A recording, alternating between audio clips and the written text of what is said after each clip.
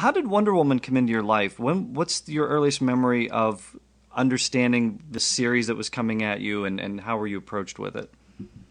Well, as a child, of course, every girl wants to be Wonder Woman, but you put that out of your mind very quickly. So I did. I was a comic reader as a young child, You read but Wonder Woman? oh, of course, Wonder Woman, Superman, Aquaman, the whole thing. I mean, those were my comics, and when I read comics, that was always exciting to see a female person like that. Yeah. But I did a commercial with the wonderful director Wally Burr for Flintstone vitamins, and I was a mommy, lo and behold. And after we took a liking to each other, and we're still friends. And he called me. I guess it was my agent called me, but Wally wound up being asked to direct the first. I forget how many years he did. I think he did at least 4. The first group of the Super Friends cartoon, and of course, no one had created these parts. And he called me. Had my agent call me, and they said, "You have an audition for the role of Wonder Woman at Hanna-Barbera." I said, "What?"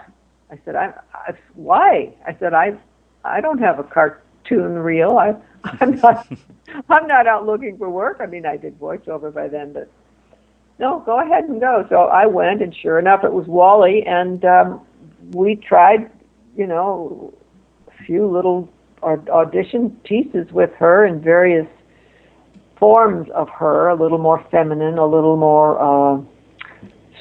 stronger like the men, various versions, and sent them to the network, and that's how I got the job. When you say Hanna-Barbera back in the day, I mean, that was it. I mean, that could be career-changing. Well, it could be. When I was there during a period of 10 years, and in that time, I did one other series which was on for one season called The Valley of the Dinosaurs. But they, and when you do a cartoon, you're actually hired to perform 3 voices. You have your main voice and then 2 incidental voices.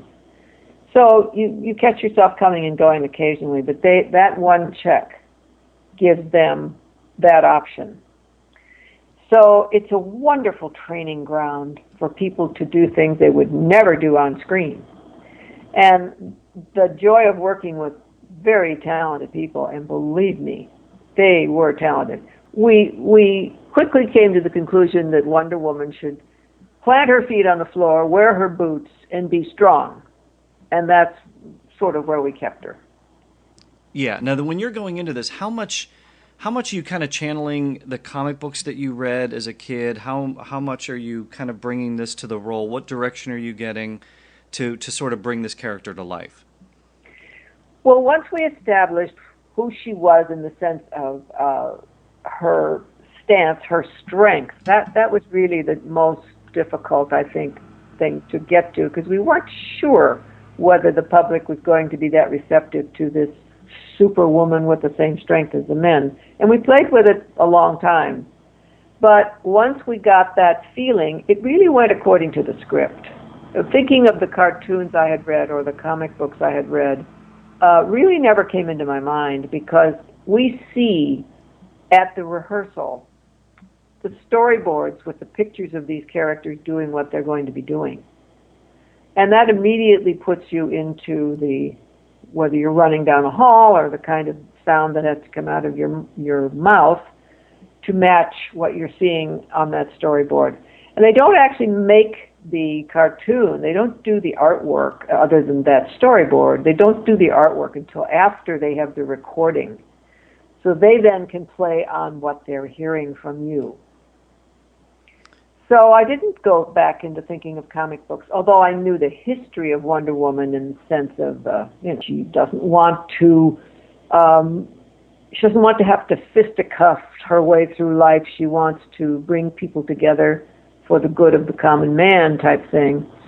They didn't really focus on that depth with the individual characters, but as written, Wonder Woman is one hell of a woman.